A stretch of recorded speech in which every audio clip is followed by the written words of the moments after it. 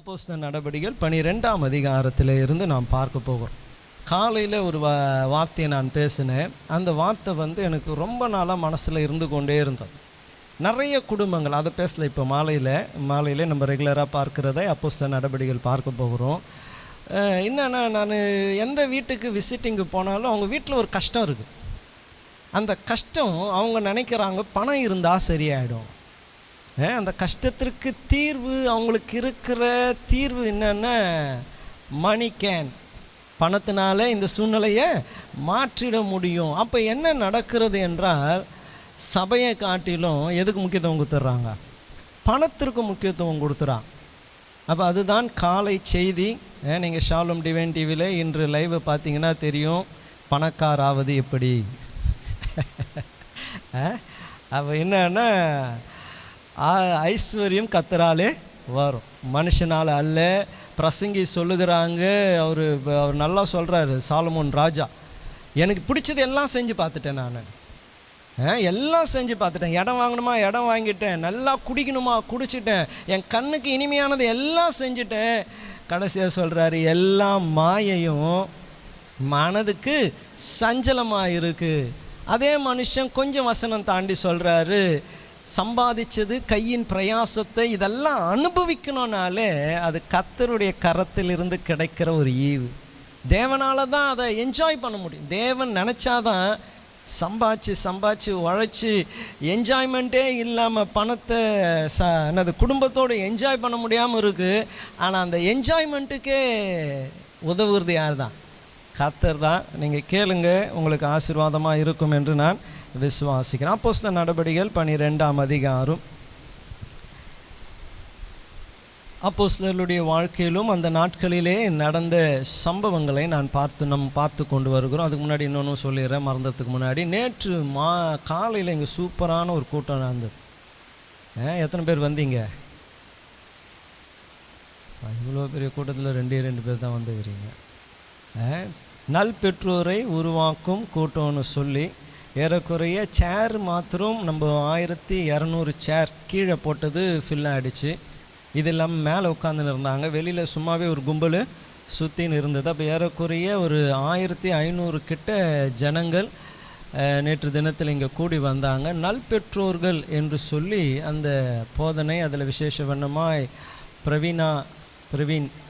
பர்வீன் சுல்தான், அவங்களுடைய கிளாஸ்மேட்டாமே, அவங்க வந்திருந்தாங்க. ரொம்ப நல்லா இருந்தது. அதில் எனக்கு பிடித்த ஒரு கருத்து, அது மாத்திரம் நான் சொல்லி கர்த்தருடைய வார்த்தைக்கு போகிறேன். அவங்க சொன்னாங்க, பிள்ளைகளுக்கு செல்லம் கொடுத்து வளர்க்குற பிள்ளைகள் எதையுமே செய்ய விட மாட்டாங்க. எல்லாமே என்ன பண்ணுவாங்க? பெற்றோரே பிள்ளைங்களுக்காக செஞ்சுடுவாங்க. எதையும் பிள்ளைய செய்ய விடாமல் பெற்றோரே பிள்ளைகளுக்காக செய்கிற அந்த பிள்ளைகள் வயசாகும் பொழுது கூட பெற்றோரே பிள்ளைகளை பார்த்துக்கிற மாதிரி இருக்குமா?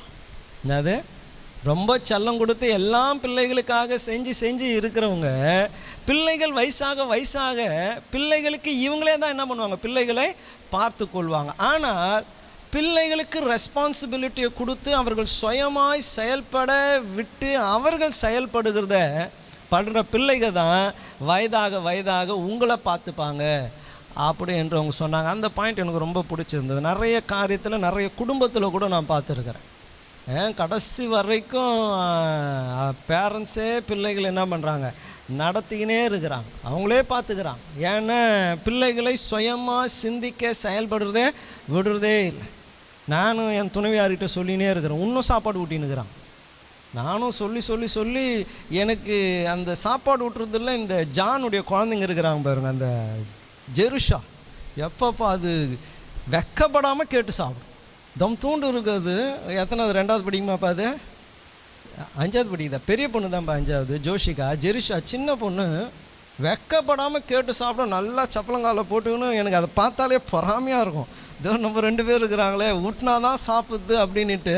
அப்போ என்னென்னா, அந்த காரியங்கள், அந்த சின்ன காரியம் கூட அவங்க சொல்கிறாங்க, நல்லா அவங்கள செய்ய விடுங்க, அவங்கள பெருக்க வைங்க, அவங்க பெட்டை அவங்கள க்ளீன் பண்ண வைங்க, துணியை மடிக்க வைங்க. அப்படியே அவர்கள் பொறுப்பை ஏற்றுக்கொண்டாருங்கன்னா அவங்க தான் பிற்காலத்தில் உங்களை பார்த்துப்பாங்க. இல்லைன்னா கடைசி வரைக்கும் நீங்களே தான் என்ன பண்ணோம்? அவங்கள பார்த்துக்கினே இருக்கணும். உடனே ஃபோன் பண்ணுவாங்க, அம்மா இவர் எதிர்த்து பேசுகிறாருமான்னா உடனே காரத்தை நாங்கள் போய் நின்று போண்டு, ஏன்பா பேசுகிற நீ, பொண்ணை நான் எப்படி வளர்த்தேன் தெரியுமா, உங்ககிட்ட கொடுத்துட்டேனே அப்படின்னு புலம்பி ஒன்றை கூட்டின்னு வந்துடுவோம். அதனால் அப்படி இல்லாமல் அந்த போதனை எனக்கு நல்லா இருந்தது. அதே போல் போதகர் பெஞ்சமின் அவர்கள் சூப்பராக பேசினாங்க. 4 டாபிக், 4 விதமான பெற்றோர்கள் என்று சொல்லி, அதெல்லாம் கூட யூடியூப்பில் இருக்குது. அது ரொம்ப சூப்பராக இருந்தது. அதுவும் மற்றும் அண்ணி அவங்க பேசினாங்க, சகோதரி ஃபீபி அவர்கள், அவருடைய வார்த்தைகளும் நல்லா இருந்தது. கேளுங்க, குடும்பத்திற்கு அது ஆசீர்வாதமாக இருக்கும். அப்போஸ்தலர் நடபடிகள் 12ஆம் அதிகாரம் 1 to 3 வசனங்களை வாசிப்போமே என்றால், அங்கே பாருங்க, ஃபஸ்ட்டு நான் சொல்ல விரும்புகிற காரியம், தீயவர்களோடு தான் சேர்வார். என்னது? Bad people always have fellowship with bad people. என்னதான் அவர்களை சொல்லுவாங்க பாருங்க, குளிப்பாட்டி நடு வீட்டில் வைத்தாலும் குணம் எப்படி தான் இருக்கும், எந்த குணமோ அந்த இனத்தோடு கூட தான் அவங்க போய் சேருவாங்க. அப்போ சிலர் சபைக்குள்ளும் அப்படி தான் இருக்கிறாங்க. இங்கே நீங்கள் வாசிப்பீர்கள் என்றால், அக்காலத்திலே ஏரோது ராஜா சபையிலே சிலரை துன்பப்படுத்த தொடங்கி யோவானுடைய சகோதரனாகிய யாக்கோபை பட்டயத்தினாலே கொலை செய்தான். அது யூதர்களுக்கு பிரியமாக இருந்தது என்று அவன் கண்டு பேதுருவையும் பிடித்து தொடர்ந்தான். அப்பொழுது புளிப்பில்லாத அப்ப பண்டிகை நாட்களாயிருந்தது. அப்போ பாருங்க, இந்த ராஜா தீமையை செய்கிறான். அவன் செய்கிற தீமையிலே பிரியப்படுகிற ஒரு கூட்டத்தினர் இருந்தான். ஒரு மனுஷனை கொலை செய்கிறாங்க, ஆனால் யூதர்களுக்கு அது எப்படி இருந்தது? பிரியமாயிருந்தது. அவர்கள் இயேசுவை கொலை செய்ததை பேதுரு சொல்லும்பொழுது கூட அவர்கள் பேதுரு யோவான் இடத்துல சொல்கிறாங்க, நீங்கள் சொல்லி சொல்லி எங்களை குற்றவாளி ஆக்காதீங்க. அப்போ அப்படிப்பட்ட ஒரு குற்ற உணர்வு ஒரு வேளை ஒரு நாளிலே அவர்களுக்கு இருந்தது.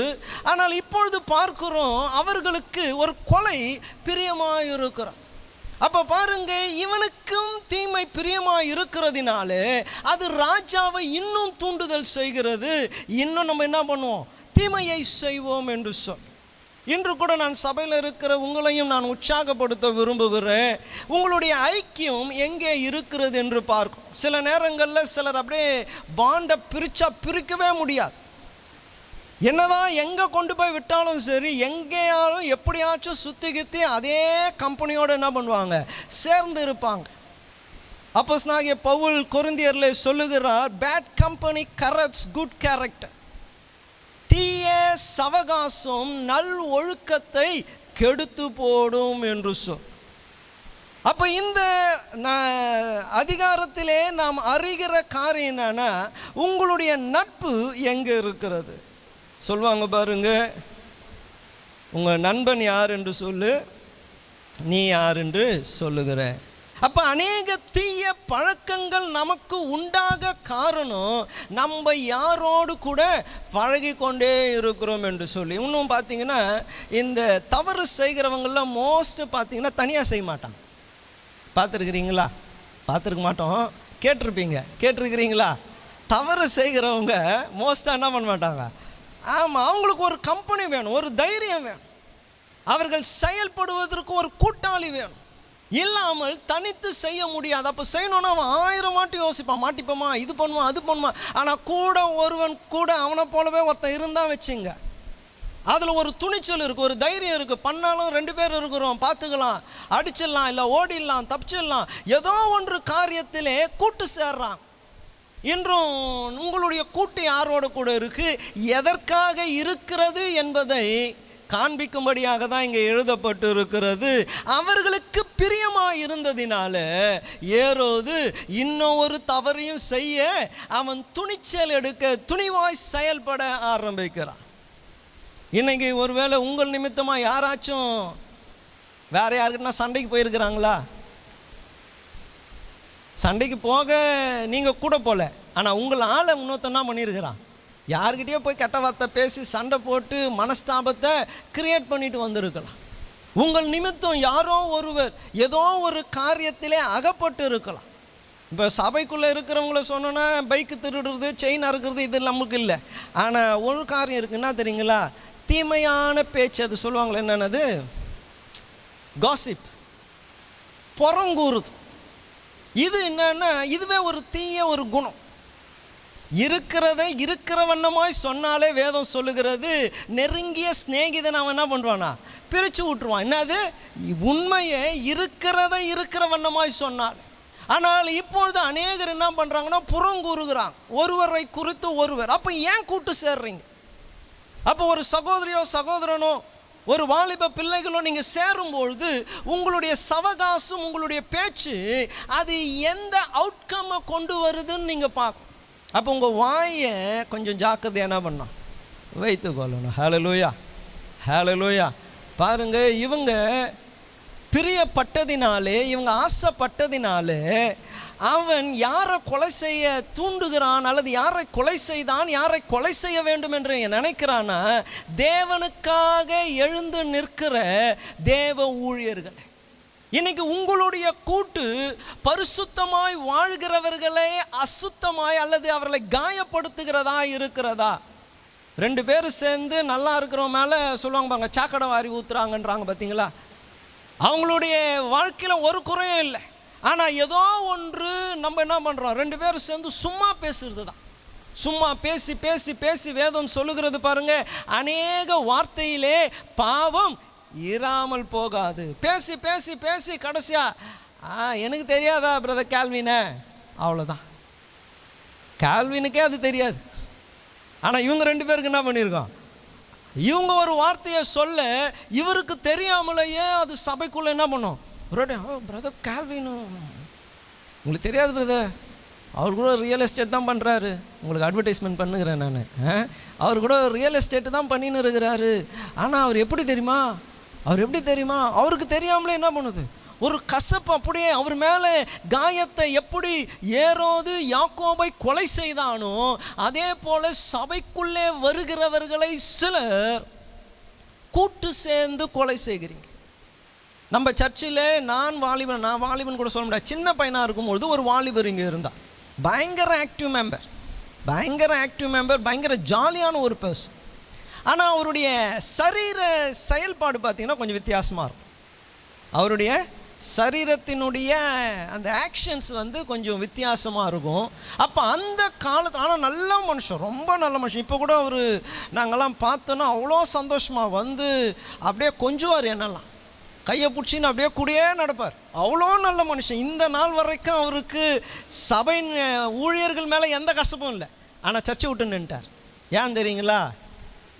2 பேர் கூட்டு சேர்ந்து அவரை ஆவிக்குரிய வாழ்க்கையில் என்ன பண்ணாங்க, கொன்று போட்டுட்டான். 2 பேர் கூட்டு சேர்ந்து தேவ மனுஷனே, தேவனுக்காக எழுந்து பிரகாசிக்கிறவனை, அவருடைய சரீர அந்த என்ன சொல்லுது, அந்த ஸ்டைல், அவர் பேசுகிறது எல்லாம் பார்த்திங்கன்னா கொஞ்சம் ஃபெமினாக இருக்கும்.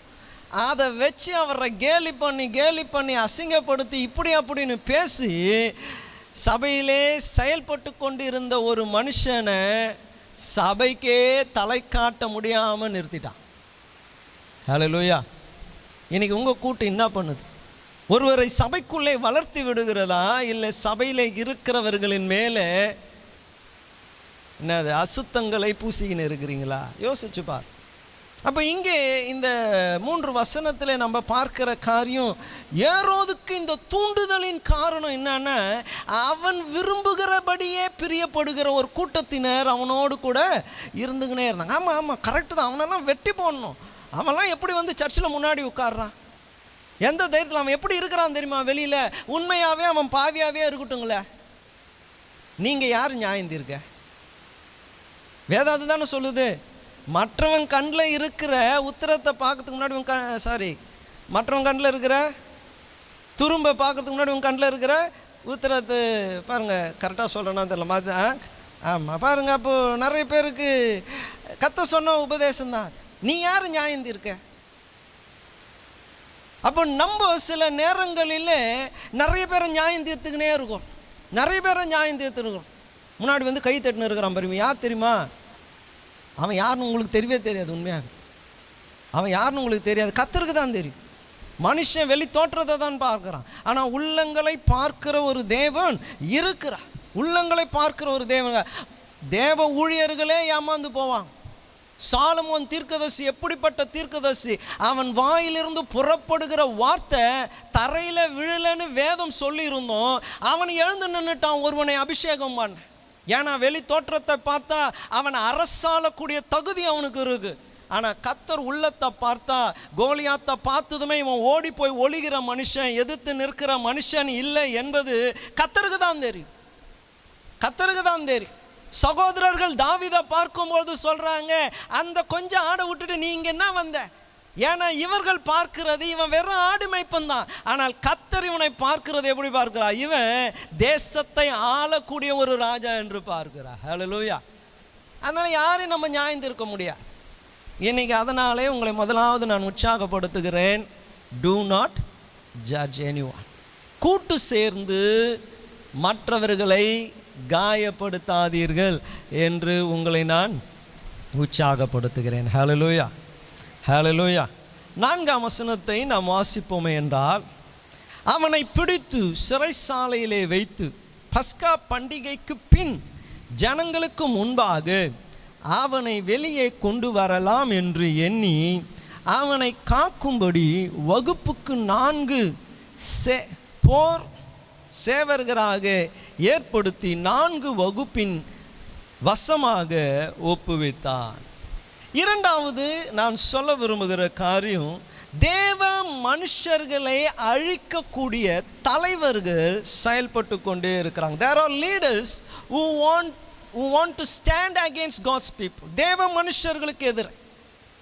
இன்னைக்கு நம்மளுடைய இந்தியா தேசத்தை எடுத்துக்கொள்வீர்கள் என்றால் கிறிஸ்தவர்கள் அவ்வளவாய் உபத்திரவப்படுத்தப்படுகிறார்.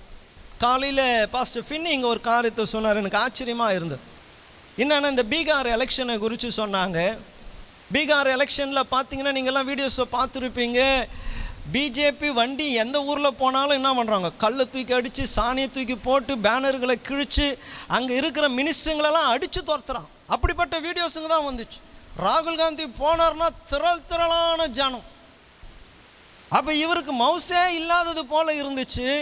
ஆரம்பத்தில் பார்க்கும்போது கூட கொஞ்சம் சந்தோஷமாக இருந்துச்சு. 134ம் 84ம் போட்டிருந்தாங்க.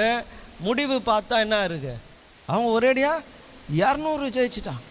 அப்போ முற்றிலும் ஒரு மாற்று. அதுக்கு முன்னாடி அதை குறித்து தானே கணிப்புகளை சொன்னவங்கெல்லாம் கூட இந்த முறை காங்கிரஸ் தான் வந்துடும், அவர் 3 முறை தொடர்ந்து ஆட்சியில் இருக்கிறார் எல்லாம் சொன்னாங்க.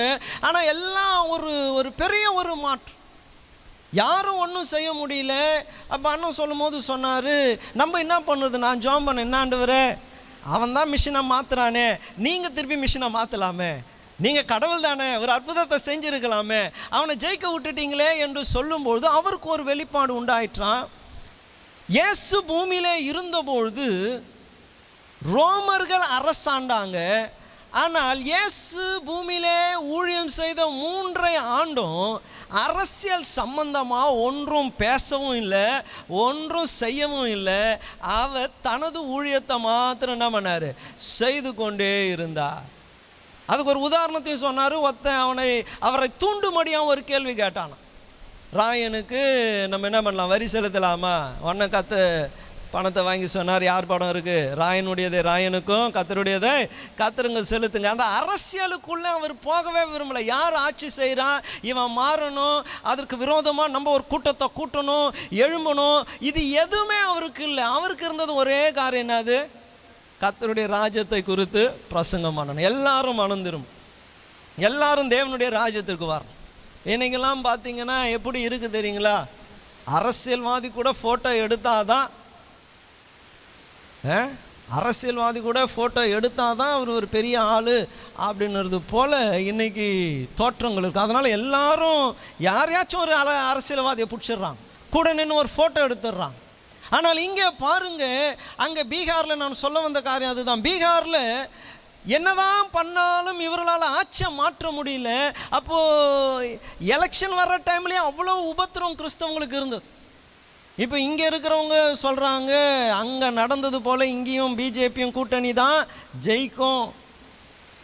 ஜெயிச்சா கூட நம்ம ஒன்றும் சொல்லுறதுக்கு முடியாது, நம்ம ஒன்றும் சொல்லுறதுக்கு முடியாது. யார் ஆட்சிக்கு வராங்களோ தலையாட்டிக்கின்னு நம்மளுடைய வாழ்க்கையை நடத்தி கொண்டே இருக்கணும். ஒரு ஊழியக்காரர் அழகாக பேட்டி கொடுக்குறாரு, இந்த ஆட்சி கிறிஸ்தவர்களுக்கான ஆட்சின்னு சொல்கிறாங்க. அவர் லைனாக பட்டியலிட்டுனே போகிறார். கன்னியாகுமரியில் ஒரு சபையை மூடிட்டாங்க. இது வரைக்கும் இந்த ஆட்சி திறக்கவே இல்லை. சொந்த வீட்டில் நடக்கிற ஜபத்தில் நடத்துனதுனால ஒரு பாஸ்ட்டை பிடிச்சி ஜெயிலில் போட்டு கேஸ் போட்டுருக்கிறான். அங்கே இருக்கிற எம்எல்ஏவை பார்த்தாச்சு, எம்பியை பார்த்தாச்சு, இன்னும் அந்த கேஸு மாறலை அப்படின்ட்டு அவர் லைனாக சொல்லினே வர. அப்போது கிறிஸ்தவர்களுக்கு என்று உதவியாக இருக்கிற ஆட்சி இருக்கும்போதே இப்படி இருக்குன்னா, கிறிஸ்துவுக்கு உதவியாய் அல்லது சப்போர்ட்டாக இல்லாத ஆட்சி வந்தால் எப்படி இருக்குன்னு யோசித்துப்பார். நான் உங்களுக்கு சொல்லுகிறேன், உபத்திரவ காலம் வரும். நீங்கள் தமிழ்நாட்டில் இருந்தாலும் சரி, அமெரிக்காவில் இருந்தாலும் சரி, எந்த ஊரில் இருந்தாலும் சரி, தேவனுடைய பிள்ளைகளாக இருக்கிற ஒவ்வொருவருக்கும் நீங்கள் கிறிஸ்தவர்கள் என்பதற்கு நிமித்தமே உபத்திரவம் நிச்சயமாய் வரும். அதுதான் இங்கே காண்பிக்கிறது. அவனை பிடித்து நீங்கள் எங்கே ஒளிந்திருந்தாலும் சரி, உன் பேர் என்னன்னு தெரிஞ்சால் போதும், நீ எங்கே போகிறன்னு தெரிந்தால் போதும், உனக்கு அரசாங்கத்தின் மூலமா வருகிற சலுகைகள் தடை செய்யப்படும். உன்னை உபத்திரவப்படுத்துவான். உன்னை எப்படியாய்த்தும் நோகடித்து உனக்கு ஒரு வெறுப்பை ஒரு அந்த காரியங்களை விட்டு மாறுவதற்கான செயல்பாடுகள் நடக்கும் என்று நான் உங்களை உற்சாகப்படுத்துகிறேன். அப்படிப்பட்ட எந்த சூழ்நிலைகள் வந்தாலும் கிறிஸ்துவுக்காய் நிலைத்து நிற்கிறவர்களாய் நாம் இருக்க வேண்டும். ஹல்லேலூயா, ஹல்லேலூயா, ஹல்லேலூயா. ஆமாம், ரத்த சாட்சியாக மறிக்கணுன்னாலும் மறிக்கிறதுக்கு துணிணும். முன்னாடி நாங்கள் சின்ன பிள்ளையாக இருக்கும் போதெல்லாம் இதெல்லாம் அடிக்கடி பிரசங்கத்தில் சொல்லுவாங்க. இந்த பெக்மான்ஸ் பாட்டு இருக்குது பாருங்கள், ஒரு பாட்டு ரத்த சாட்சியாக ஒரு மாதிரி ஸ்லோ சாங், என்னே சேரவும் திருப்பாதத்தில் வருமா, ரத்தமே சிந்தி சாட்சியாய் வாழ்வேன் நிச்சயம் நிச்சயமே. அதே பாட்டு போதகர் கோஷி அவர்கள் பாடும்போது அந்த வார்த்தையை மாற்றிட்டாரு, சித்தமே செய்து சாட்சியாய் மாறுவேன் நிச்சயம் நிச்சயமே. ஏன்னா ரத்த சாட்சியாக மறிக்கிறதே இப்போ ஆயிடுச்சு. அதை பேசினா கூட என்ன இது, இயேசுவை நம்பி வந்துட்டு இப்போனா இயேசுக்காக சாவணுன்றீங்களே. ஆனால் இயேசுக்காக நாம் சாக வேண்டிய சில சூழ்நிலைகள் வரும். யாக்கோபு இயேசுவோடு கூட இருந்த 3 முக்கியமான சிஷ்யர்களிலும் ஒருவன், அவனை வெட்டி போடும்போது கூட கர்த்தர் என்ன பண்ணல, ஒரு இடி முழக்கத்தை அனுப்பி அவனை தடை செய்யலை. ஒரு அற்புதத்தை தேவன் செய்யலை. அவனை பேதுருவை விடுவித்ததை போல் அவனை விடுவிக்கலை. அவன் மாட்டிக்கினான், செத்து போனான். ஆனால் அது நிமித்தம் சபை இன்னும் வளர்வதற்கு அது காரணமாக இருந்தது. ஹல்லேலூயா, ஹல்லேலூயா. இந்த நாளிலே நான் உங்களை உற்சாகப்படுத்துகிறேன். எப்படிப்பட்ட சூழ்நிலையாக இருந்தாலும் கர்த்தருக்கென்று நிலைத்திருங்க. 3ஆவதாக 5ஆம் வசனத்தை நாம் வாசிப்போம் என்றால், அப்படியே பேதுரு சிறைச்சாலையிலே காக்கப்பட்டு இருக்கையில் சபையார் அவனுக்காய் தேவனை நோக்கி ஊக்கத்தோடு ஜெபம் பண்ணினார்கள். ஜெபம் எப்பயுமே வேலை செய்யும். என்னது ஜெபம்? சொல்லுங்களேன். ஜெபம் ஜெபம் ஜெபம் எப்பயுமே வேலை செய்யும். இந்த ஜெபிக்கிறவங்களை குறித்து நீங்கள் கீழே வாசிக்கலாம். ஜெபத்திற்கு பதில் வந்தால் கூட நம்பாத ஒரு கூட்டம் இது. என்னது? தேவன் இவங்கள் ஜெபத்தை கேட்டு எதற்காக ஜெபித்தாரோ அந்த மனுஷன் வாசலில் நின்று கதவை தட்டினா கூட இல்லை இது பேதுருவா இருக்க முடியாது. ஆமாம், இது அவனுடைய ஆவி அவனை பாதுகாக்கிற ஒரு தூதனாக இருக்கும். பேதுரு தான் வந்துட்டான் என்று அடித்து சொன்னாலும் என்ன பண்ண மாட்டாங்க, நம்பவே மாட்டான். ஆனால் அவங்க ஜெபித்தாங்க பாருங்க, அந்த ஜெபத்தை கேட்கிற ஒரு தேவன் இருந்தா. ஹல்லேலூயா. அப்போ உங்களுடைய விசுவாசம் எப்படிப்பட்டதாக இருந்தாலும் சரி, இந்த மாலையிலே உங்களை உற்சாகப்படுத்துகிற என்ன பண்ணுங்க, ஜெபிங்க. விசுவாசம் இல்லாமல் ஜெபித்தனுடைய ஜெபத்திற்காகவே பரலோகத்திலிருந்து ஒரு தூதன் இறங்கினானே என்றால், விசுவாசத்தோடு ஜெபித்தா உங்களுக்காக தேவன் மலையை பேர்ந்து சமுத்திரத்தில் தள்ளுண்டு போக செய்ய மாட்டாரா? ஜெபம் பண்ணி பாருங்க, விடாம ஜெபித்து பாருங்க, உங்க சூழ்நிலைக்காக ஜெபித்து பாருங்க. எப்படிப்பட்ட நிலையாக இருந்தாலும் ஜெபம் காரியங்களை நிச்சயமாய் மாற்றும். உங்களுக்காய் தேவனிடத்திலிருந்து தூதனை இறக்கும். அதுதான் இந்த பாருங்க, ரோஷன் சாட்சி சொன்னார். அதுதான் சகோதரி கிறிஸ்டினா சாட்சி சொன்னாங்க. என்ன சாட்சி? ஜெபம் பண்ணும். we prayed, ஜெபம் பண்ணும். கர்த்தர் அதற்கு பதிலை அளித்தார். ஒருவேளை இன்று மாலையில் வந்திருக்கிற நீங்கள் ஒருவேளை குடும்பத்திற்காக, தனிப்பட்ட வாழ்க்கைக்காக, நீங்கள் இருக்கிற இக்கட்டான சூழ்நிலைக்காக ஜெபிக்காமல் இருக்கலாம். சிலருடைய ஜெபம்லாம் பார்த்தீங்கன்னா எவ்வளோ கஷ்டப்பட்டாலும் அந்த ஒரு வார்த்தை தான். நல்லா ஜெபம் பண்ணிப்பார், நேரத்தை எடுத்துப்பார். தேவன் நாம் நினைப்பதற்கும் மேலாக செய்வார். பாருங்க, அதுக்கு ரோஷன் ஒரு சாட்சி. எனக்கு தேவன் அற்புதம் செய்கிற வரைக்கும் நான் சாப்பிட மாட்டேன், நான் ஜெபம் பண்ண போகிறேன். எனக்கு ஒரு நல்ல வேலை வேணும், எனக்கு ஒரு நல்ல வேலை வேணும், ஒரு நல்ல வேலை வேணும். அவர் ஜெபிச்சுக்கினே இருந்தார், ஜெபிச்சுக்கினே இருந்தார், ஜெபிச்சுக்கினே இருந்தார். ஜெபிக்க ஜெபிக்க ஜெபிக்க அங்கே ஒரு அதிகாரினுடைய உள்ளத்தை கர்த்தர் என்ன பண்ணுறாரு, ஏவுறார். அவன் ஒன்று லெட்டர் எழுதுறான்பா, நல்லா நீ யூ ஆர் செலக்டட் லெட்டர் எழுதி அனுப்புகிறான். இன்னொருத்தனையும் கர்த்தர் ஏவினே இருக்கிறாரு. ரோஷன் ஃபோட்டோ அவன் பேரெல்லாம் பார்த்ததுமே அவன் எப்படி செஞ்சார்னு தெரியல, ஆனால் இவன் ஜபம் அவனை என்ன பண்ணுது, ஏவுது. இந்த பையனை செலக்ட் பண்ணுப்பா, இவனை போடுப்பா. அவனுக்கு கீழே நூற்றுக்கணக்கானவங்க இருக்கலாம், ஒருவேளை அவனுக்கு மேலே இருக்கிற பேப்பர்லேயே நூற்றுக்கணக்கானவங்க இருக்கலாம். ஆனால் அதுக்கு இடையிலே ரோஷனுடைய பேர் செலக்ட் பண்ண காரணம் என்ன தெரியுங்களா? ரோஷன் என்ன பண்ணுறாரு, ஜெபித்துக்கினே இருக்கிறார். வேதம் சொல்லுகிறதே, தானியேல் ஜெபித்தான், 21 நாள் ஜெபித்தான். அப்போ தூதன் வந்து சொல்கிறான், நீ ஜெபித்த அன்றே என்ன ஆயிடுச்சு, பதில் புறப்பட்டது. ஆனால் ஒரு போராட்டம் நடந்துக்கினே இருக்கு. அந்த பதில் கொண்டு வரக்கூடாதபடி ஒரு சண்டை நடந்துக்கினே இருக்கு. நீ ஜெபிக்க ஜெபிக்க ஜெபிக்க எந்தெந்த தடைகள், எந்தெந்த பிசாசு அதை நீ பெற்றுக்கொள்ளக்கூடாதபடி தடை செய்கிறானோ அவனை எல்லாவரையும் வெட்டி வீழ்த்தி அவனை துரத்தி அந்த பதிலை நான் உன்னிடத்தில் என்ன பண்ணியிருக்கிறேன், கொண்டு வந்திருக்கிறேன். ஹல்லேலூயா, ஹல்லேலூயா. ஒருவேளை 11 மாதம் மாறாமல் இருக்கலாம். நீங்கள் ஜெபிச்சு பாருங்களேன், ஜெபிச்சு பாருங்களேன். இந்த நவம்பர் மாதம் முடியறதுக்குள்ளே உங்களுக்கு ஒரு பதில் இருக்கிற.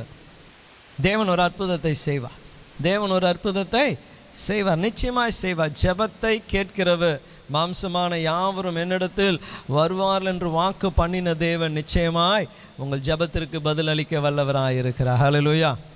4வதாக 7 10 வசனம் வரைக்கும் நம்ம வாசிப்போமே என்றால், அப்பொழுது கர்த்தருடைய தூதன், நம்ம முன்னாடி வாசித்த அதே வசனத்தை வாசிப்போம். 4 வசனம், அவனை பிடித்து சிறைச்சாலையிலே வைத்து பஸ்கா பண்டிகைக்கு பின் ஜனங்களுக்கு முன்பதாய் அவனை வெளியே கொண்டு வரலாம் என்று எண்ணி அவனை காக்கும்படி வகுப்புக்கு 4 போர் சேவராக ஏற்படுத்தி 4 வகுப்புகளின் வசமாக ஒப்பு கொடுத்தான். அப்போ எத்தனை பேர் அவருக்கு காவல்? 16 பேர் காவல். இது இல்லாமல் நீங்கள் வாசிப்பீர்கள் என்றால், அந்தபடி அவன் புறப்பட்டு அவன் சென்று கர்த்தருடைய தூதன், பாருங்கள் இங்கே 7ஆம் வசனம் சொல்லப்படுகிறது, அந்த தூதன் அறைக்குள்ளே வெளிச்சம் பேதுரு விளங்கி, அப்போ அதுக்கு முந்தின பாருங்கள் 6ஆம் வசனம், கொண்டு போய் குறித்திருந்த நாளின் முந்தின நாள் ராத்திரியிலே பேதுரு 2 செங்கிலிகளினால் கட்டப்பட்டு 2 சேவர்களின் நடுவே என்ன பண்ணுறாரு. அப்போ இந்த ஏரோதுக்கு ஏற்கனவே பேதுருவை குறித்து நியூஸ் இருக்கு. என்ன நியூஸுன்னா, இவரை ஜெயிலில் போட்டால் வெளில வந்துடுவார். என்னது, இவரை ஜெயிலில் போட்டால் இது ஒரு முறை இல்லை பல முறை நடந்துருக்கு. இவங்க ஜெயிலில் போடுவாங்க, அவர் என்னன்னா தேவாலயத்தில் நின்று பிரசங்கம் பண்ணின்னு இருப்பார். இவரை ஜெயிலில் போடுவாங்க, அவர் வெளில நின்று பிரசங்கம் பண்ணுவார். அப்போ ஏரோது தேவனையும் மிஞ்சி செய்யலான்னு நினச்சிருக்கிறான். இன்றைக்கி நிறைய பேர் அப்படி தான் நினைப்பு. என்ன நினைப்பு, தேவனுக்கும் மிஞ்சி செஞ்சிடலாம். அப்போ இவன் என்ன பண்ணுறான்னா 16 பேரை காவலுக்கு, ஃபஸ்ட்டு கேட்டில் ஒரு 4 பேர், செகண்ட் கேட்டில் 4 பேர், தேர்ட் கேட்டில் எவன் தான் தூக்கின்னு போயிடுறான் பார்த்துடலாம். இத்தனை வாட்டி தப்பிச்சால. இது இப்போது யூதர்களால் பிடிப்பட்டவன் அல்ல, ராஜாவாலேயே பிடிப்பட்டவன். அப்போ ராஜா இத்தனை காவலை வைத்து கடைசியாக என்ன பண்ணுறாரு, 2 பேர் அவன் காலையும் இவன் காலையும் சேர்த்து கட்டி அப்படி இருக்கிறான் ஜெயிலில். அப்போ ராஜா அவனுடைய நினைப்பு, நான் செஞ்சுருக்கிறேன், நான் இவனை பிடிச்சிருக்கிறேன், அது சாமியாக இருந்தாலும் சரி எந்த ஆசாமிகளாக இருந்தாலும் சரி இவனை என் கையில் இருந்து தப்பு வைக்க முடியாதுன்னு நினச்சான். இன்றைக்கி நிறைய பேருடைய நினைப்பு அதுதான். தேவனை காட்டிலும் ரொம்ப ஸ்மார்ட்டாக வேலை செய்கிறவங்க இருக்கிறான். இன்றைக்கி தப்பு செஞ்சுட்டு நாளைக்கு மன்னிப்பு கேட்டுடலாம். என்ன ஆயிடுச்சு, கர்த்தர் அதை மன்னிக்கிற தேவன் தானே, மன்னிக்கிற தேவன் தானே. சில காரியங்களை தேவனுக்கு மிஞ்சி செய்கிறவங்க சிலர் இருக்கிறான். அவர் சொன்னாலும் ஆமாயா பண்ணிடலாம்யா அப்படின்னு சொல்லிட்டு கடைசியாக என்னன்னா அவங்க மனசில் என்ன இருக்கோ அதை தான் செய்வான். தேவ ஆவியானவர் ஏவினால் கூட தங்களுடைய இருதயங்களை கடினப்படுத்திப்பாங்க. அப்போ இங்கே பாருங்க, இவன் நினச்ச காரியம், he can outsmart God. தேவனை மிஞ்சி ஸ்மார்ட்டாக நம்ம இத்தனை 16-18 பேரை வச்சுட்டான். அப்படி அவன் தப்பிச்சு போனா கூட 2 பேர் கால் மாட்டின்னு இருக்க, அவங்க கூட 2 பேர் பக்கத்துலேயே இருக்கிறாங்களே, எப்படி தப்பிச்சு போவான் இவன்? பார்த்துருவோம் என்று சொல்லி. ஆனால் அறிய வேண்டிய காரியம், தேவன் நம்மளை மிஞ்சின ஒரு தேவன். ஹல்லேலூயா. நீங்கள் எவ்வளவுதான் கிரியை செஞ்சாலும் தேவனை ஏமாற்றவே முடியாது, ஏமாற்றவே முடியாது. எப்படிப்பட்ட திருட்டு வேலை செஞ்சாலும் தேவனிடத்தில் இருந்து தப்பித்து கொள்ளவே முடியாது. அங்கே 7ஆம் வசனம் சொல்லுகிறது பாங்க, கர்த்தருடைய தூதன் அங்கே வந்து நின்று அறையில் வெளிச்சம் பிரகாசித்து அவன் பேதுருவின் விலாவில் தட்டி சீக்கிரமாக எழுந்திரு என்றான். அவனை எழுப்பினான். உடனே சங்கிலிகள் அவன் கையில் இருந்து விழுந்து, தூதன் அவனை நோக்கி, உன் அறையை கட்டி உன் பாதரட்சையை தொடுத்துக்கொள் என்றான். அவன் அந்தபடியை செய்தான். தூதன் பின்னும் அவனை நோக்கி, உன் வஸ்திரத்தை, எவ்வளோ வேலை நடந்துன்னு பாங்க, 18 பேரை வேலைக்கு வச்சா இவன் உள்ளே வரான். உள்ளே வந்து சிலர்லாம் பார்த்திங்கன்னா தூங்கினே இருந்து லைட்டு போட்டால் டக்குன்னு எழுந்துப்பான். இந்த தூதன் வந்து சிறைசாலையே என்ன ஆயிடுச்சு, பிரகாசமாயிடுச்சு. ஆனாலும் ஒருத்தனுக்கும் தெரியல. அவன் வந்து பேசினே இருக்கிறாரு. தூதன் வேறப்பா, ட்ரெஸ்ஸை போடு, ஷூவை மாட்டு, எல்லாம் பேசின்னு இருக்கிறாரு. ஆனால் இவ்வளவு காவல் இந்த ராஜா வைத்திருந்தோம், ஒருவனாலும் என்ன பண்ண முடியல, நினைவுக்கே வர முடியல. அது தொடர்ந்து பார்க்கணும். அந்தபடி அவன் புறப்பட்டு அவனுக்கு பின் சென்றான். தூதனால் செய்யப்பட்ட மெய் என்று அறியாமல் தான் தரிசனம் காண்கிறதாய் நினைத்தான். அவர்கள் முதல் காவலில் 2ஆம் காவலையும் கடந்து நகரத்துக்கு போகிற இரும்பு தடவண்டையில் கதவண்டையில் வந்தபோது அது தானாய் பாருங்க, அப்பயே ஆட்டோமேட்டிக் டோர்லாம் இருந்தது. இப்போ தான் நம்ம பார்க்குறோம். ஆனால் அது எப்போ வந்துக்குது, 2000 ஆண்டுகளுக்கு முன்பு தான் இருந்திருக்கு. தேவன் எப்படிப்பட்ட தேவன் என்று பாருங்களேன். ஹல்லேலூயா, ஹல்லேலூயா. 18-19 வசனத்தை பார்க்கும்பொழுது, தேவனை மிஞ்சி செய்யணும்னு நினச்ச மனுஷன் பொழுது விடிந்து பேதுருவை குறித்து சேவர்களுக்குள்ளே உண்டான கலக்கம் கொஞ்சம் அல்ல. ஏரோது அவனை தேடியும் காணாமல் போனபொழுது காவல்காரர் விசாரணை செய்து அவர்களை கொலை செய்யும்படி கட்டளையிட்டு பின்பு யூதேயா தேசத்தை விட்டு செசரியா பட்டணத்திற்கு போய் அங்கே வாசம் பண்ணினான். ஊரை ஆளுகை செய்கிற ராஜா வெக்கப்பட்டு ஊரை விட்டு ஓடி போயிட்டார். இது எங்கன்னா கேட்டுருக்குறோமா? ராஜா ஆள வேண்டிய ஊரை விட்டுட்டு என்ன பண்ணிட்டாரு, அவமானம் தாங்கலை, தேவனை மிஞ்சி செஞ்சிடலான்னு நினச்சான்.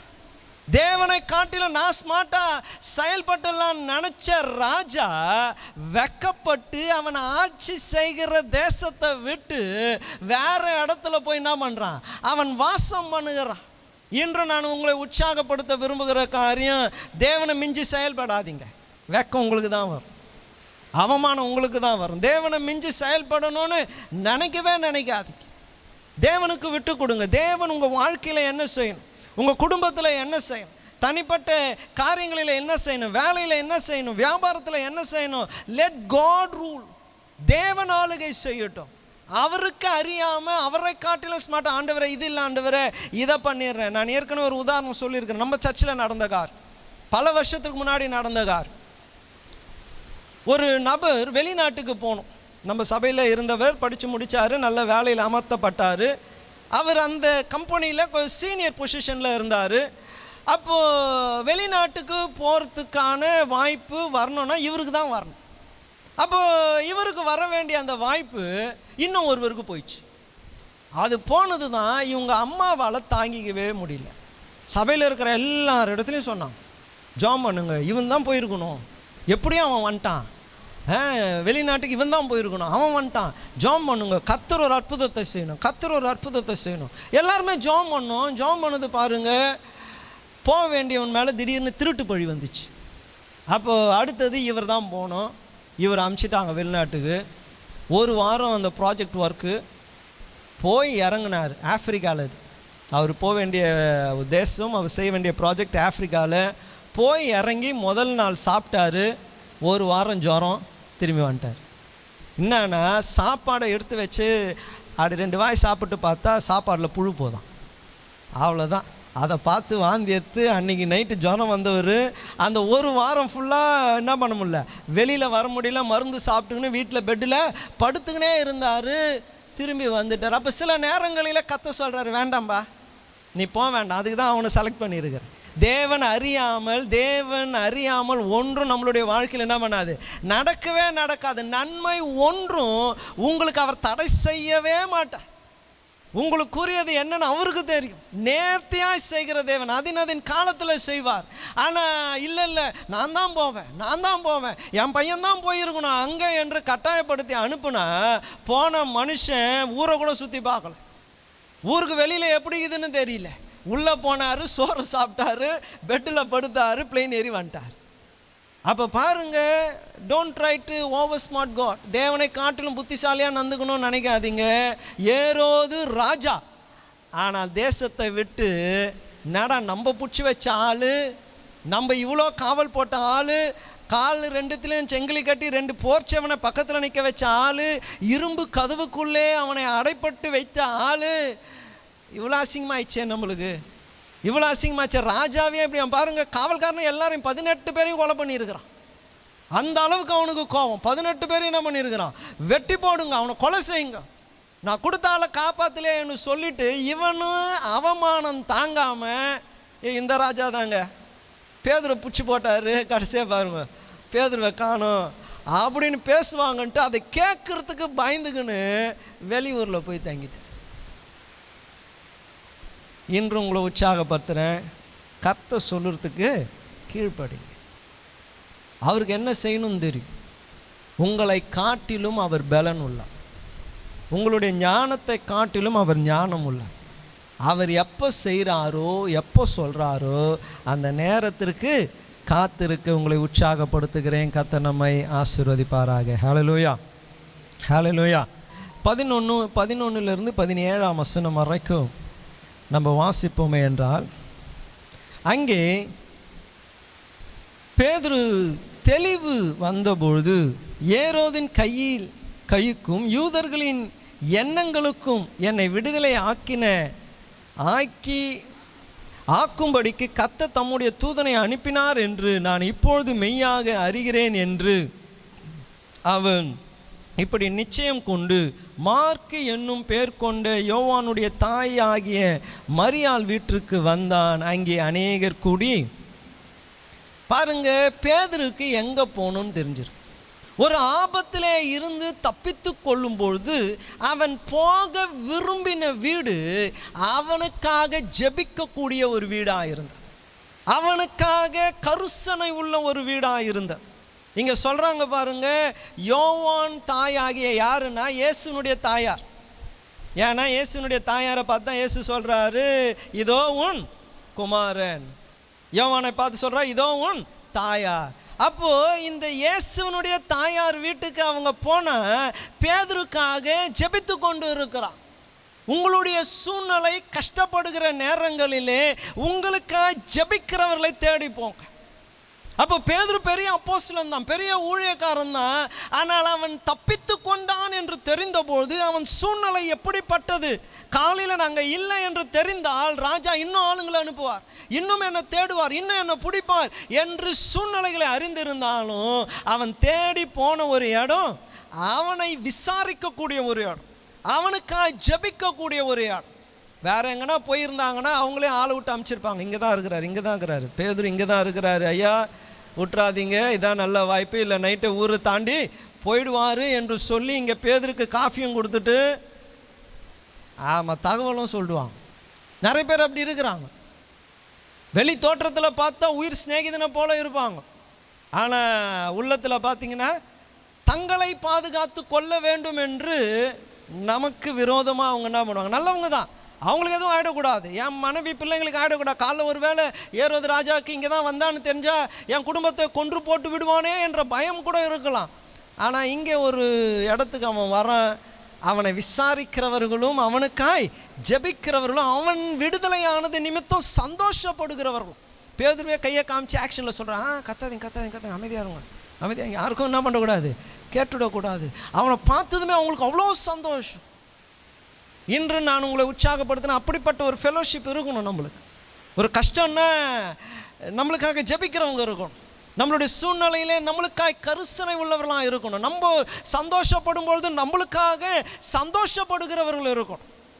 நம்மளை பார்த்தாலே வெறுப்பு, என்னடா இவன் காரை வாங்கிட்டானே, இவனாடா இவன் ப்ரொமோஷன் வந்துச்சு, அதுவும் 3 இடத்துலேருந்து வேலை வந்துக்குது, இவனா பார்க்கறத பார்த்தா வீடு வாங்கிடுவான் போலக்குது அப்படின்றவங்கள என்ன பண்ணக்கூடாது, ஆமாம் அங்கே போகவே கூடாது. நல்லா தான் பேசுவாங்க, இன்ட்ரெஸ்டாக தான் இருக்கும் பேச்சு எல்லாம். ஆனால் மனசுக்குள்ளே என்ன இருக்குன்னுறத நம்ம என்ன பண்ணணும், அறிந்து கொள்ளணும். இங்கே நான் அதை உற்சாகப்படுத்த விரும்புகிறேன். we need to have families in the church like that. விசாரிக்கிறவர்களாக இருக்கும். போதகர் ஆத்தடே என்று சொல்லி வேல்ஸ் தேசத்திலிருந்து இங்கே வந்தார். அவங்க சபையில் ஒரு வயசான பாட்டி, அவர் இங்கே வந்து சொன்ன சாட்சியம் ஞாபகம் வருதுப்பாங்க. 75-80 வயசு இருக்கிற ஒரு பாட்டி, அவங்களுக்கு வேலை என்ன தெரியுங்களா, யாராச்சும் ஹாஸ்பிட்டலுக்கு போனால் அவங்களுக்கு கேக்கு செஞ்சு எடுத்துன்னு போய் ஹாஸ்பிட்டலில் பார்த்து விசாரிக்கிறது தான் அவங்க வேலை. சபையில் அவங்களுக்கு இருக்கிற ஊழியம் என்னது, ஆமாம் கேக்கு செஞ்சு எடுத்துன்னு போய் பார்க்கணும். எந்த வயசில், 70 வயசில் நம்மளை தான் பார்க்க ஆள் வரணும்.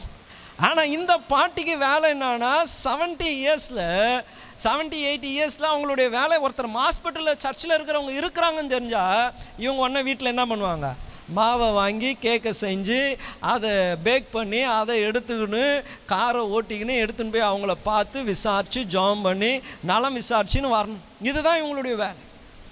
அப்போ இன்று நம்மளை விசாரிக்கிறவங்க யாரும் இருக்கிறாங்க, எல்லாம் சொல்கிறாங்க என்னை விசாரிக்கவே யாரும் இல்லையே, என்னை தேடி வரவே யாரும் இல்லையே, நான் யாரை தேடி போகிறது.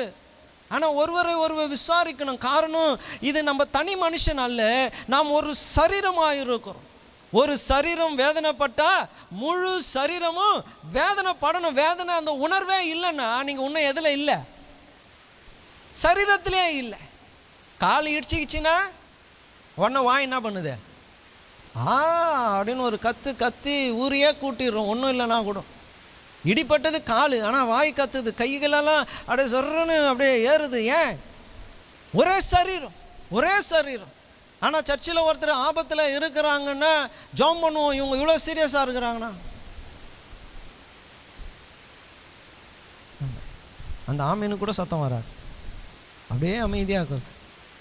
அப்போ பாருங்க, இன்னும் சரீரத்தில் இணைக்கப்படவே இல்லை. ஆனால் இங்கே பாருங்க, பேதுருக்கு தெரிஞ்சிருக்கு தேர் இஸ் எ ஃபேமிலி.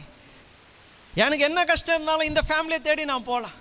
என்னை விசாரிக்கக்கூடிய ஒருத்தங்க இந்த சபையில் இருக்கிறாங்க, எனக்காக ஜெபிக்கக்கூடியவங்க ஒருத்தங்க இந்த சபையில் இருக்கிறாங்க, எனக்காக சந்தோஷப்படக்கூடியவங்க ஒருங்க இந்த சபையில் இருக்கிறாங்க என்று சொல்லி. அப்போ 2 காரியம் நம்ம பார்க்கலாம். அப்படி போகக்கூடிய ஒரு குடும்பம் இருக்கணும், அப்படி போகிற குடும்பமாக நம்ம இருக்கணும். ஹல்லேலூயா. என்ன குடும்பமாக இருக்கணும், வந்துட்டாங்களே வாங்க வாங்க வாங்க வாங்க, காஃபி குடிக்கிறீங்களா டீ குடிக்கிறீங்களா, அண்ணன் ஒரு 5 நிமிஷத்தில் அப்போ தான் ஒன்றை ஃபோன் எடுத்து இதோ ஒரு 5 நிமிஷத்தில் வந்துடுறேன்.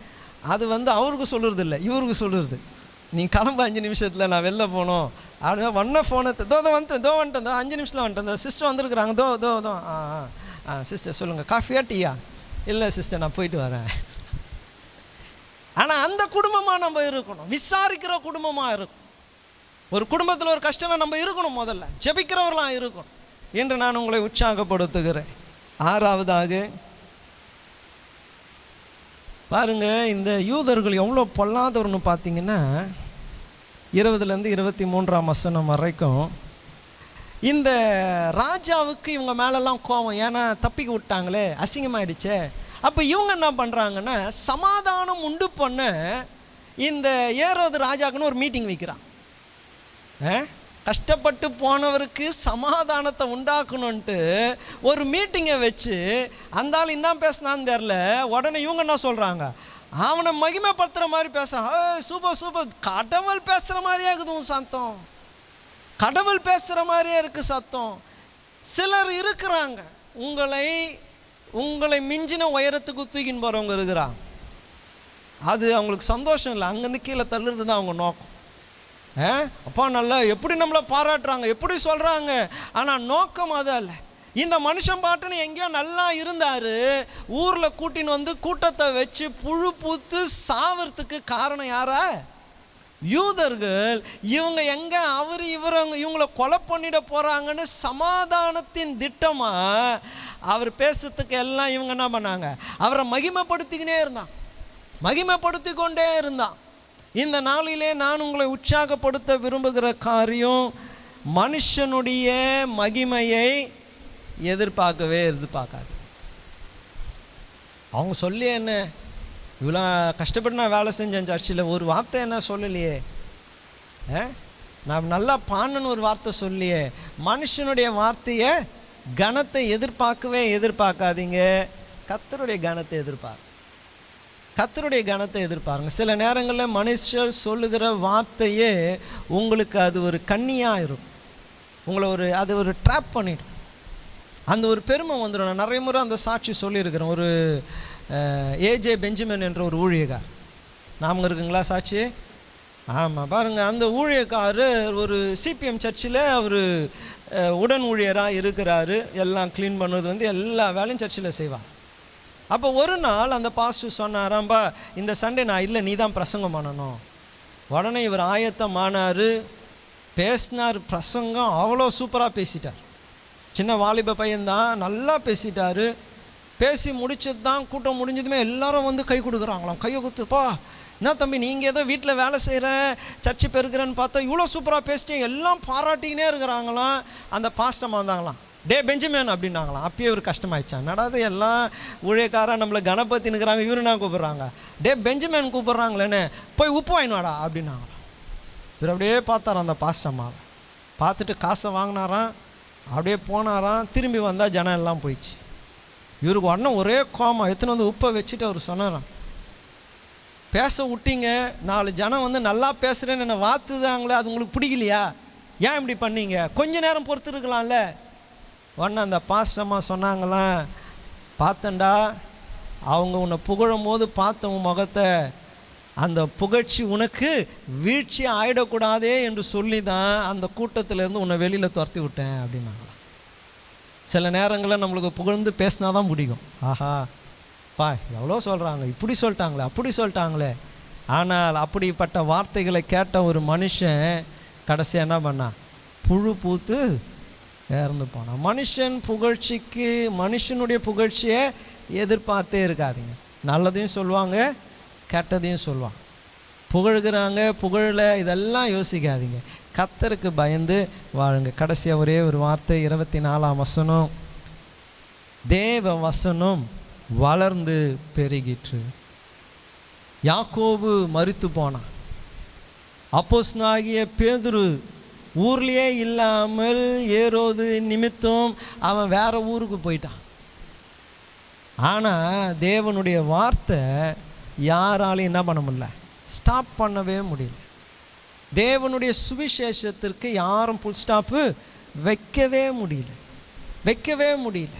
எவ்வளவு உபத்திரவங்கள் இருந்தாலும் சுவிசேஷத்தை எந்த மனுஷனாலும் தடை செய்யவே முடியாது. அது இன்னும் வளரும். அப்போஸ்தலனாகிய பேதுரு இருந்தால்தான் வளரும் என்பது இல்லை, யாக்கோபு இருந்தால்தான் வளரும் என்று இல்லை, யோவான் இருந்தால்தான் இந்த சுவிசேஷம் பிரசங்கிக்கப்படும் என்று இல்லை. யாருமே இல்லைனாலும் தேவனுடைய சுவிசேஷம் பரவி கொண்டே தான் இருக்கும். ஹல்லேலூயா, ஹல்லேலூயா, ஹல்லேலூயா. நீங்கள் எல்லாமே பிரசங்கியாக இருங்க தான், உங்களுக்கு இப்போ தெரியாது. ஆனால் ஒரு நாள் கஷ்டப்ப வரும்பொழுது, நீங்கள் துரத்தப்படும் பொழுது, நீங்கள் வேறு இடங்களுக்கு ஓடி போகும்பொழுது, இல்லை ஏதாச்சும் ஒரு சூழ்நிலையில் அகப்பட்டு இருக்கும் பொழுது தான் உங்களுக்கு தெரியும் நீங்களும் ஒரு சுவிசேஷகர்னு சொல்லி. அது வரைக்கும் நம்ம யார்கிட்டையும் சொன்னது இல்லையே என்று நினச்சின்னு இருப்பீங்க. என்று நான் உங்களை உற்சாகப்படுத்துகிறேன். மோடியாக இருந்தாலும் சரி, எந்த மனுஷனாக வாயில் இன்னொன்று வந்துச்சு, எந்த கேடியாக இருந்தாலும் சரின்ட்டு நம்ம ஏன் சொல்லணும்னு யோசித்தேன், அதுவும் சொல்லிட்டானா. யாராக இருந்தாலும் சரி, தேவனுடைய சுவிசேஷத்தை தடை செய்ய ஒரு மனுஷனால முடியாது. நம்ம